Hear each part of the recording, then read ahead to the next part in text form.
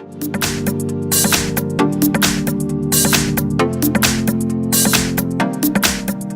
I've got BLUBOO Xtouch, and let me show you how to clear browsing data on the following device. So at the very beginning, open the settings. Then scroll down, find and select apps, and go to the third tab, which is all, where you will find all the applications that are in your phone. Now you have to pick the app, the browser that you are using. So in my case, it's this one. Click on it. And now to wipe all the data from your browsing history, click on Clear Data. And as you can see, all the app's data will be deleted permanently.